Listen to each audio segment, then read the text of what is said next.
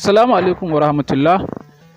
‘Yan uwa, bidiyon mu na yau za mu yi bayani ne akan wata ‘yan matsala da ke a cikin WhatsApp wadda ya kamata a ce kowa ya santa. Duk da yake dai na san wasunku sun san ita wannan matsala, wasunku kuma ba su santa ba. Wato, a lokacin da ka shiga WhatsApp ɗinka, ka je ka sa ba ka san kowa ya ga saukar da lokacin da ka shiga WhatsApp da lokacin da ka fita, ko kuma ka sa ba ka san kowa ya ga profile ɗinka, ko kuma ka sanya ba ka san kowa ya ga status naka. To akwai wani abu guda ɗaya wanda ya kamata a ce mun san shi, duk da dai na san wasu sun san shi, wasu kuma ba su san shi ba. Menene wannan abu ƙwara ɗaya? Bari mu je mu shiga mu gani.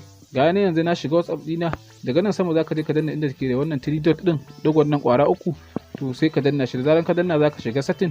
In ka shiga setting ga nan, sai ka zo ka danna nan wurin account. Da ka danna wurin account, ga privacy nan, sai ka danna wurin privacy. To wannan shine wurin da za mu yi bayani akan shi. Na farko ga nan an sa last seen. To anan inda aka sa last seen din nan, dole ka tabbatar cewa idan a WhatsApp ɗinka ka zo ka sa last seen ɗinka ba ka san kowa ya ganka, to kai ma ka sani in ka sa ba ka san kowa ya ganka, kai ma ba za ka ga kowa ba. Saboda haka idan ka sa kowa zai iya ganin last seen ɗinka, to kai ma za ka iya ganin na kowa. Shine wannan kowa ba.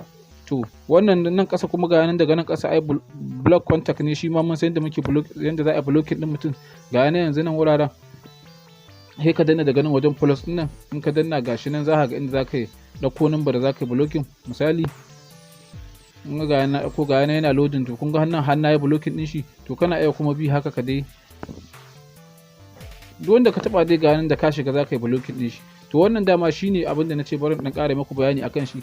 Da Allah, idan wannan ne farkon fara ziyartar wannan channel namu, da Allah ka danna mana alamar subscribe, kai mana sharing, kai mana liking, yanda zaran mun saki sabon bidiyo za a sanar da ku.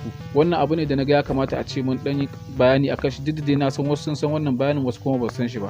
Mun gode sosai.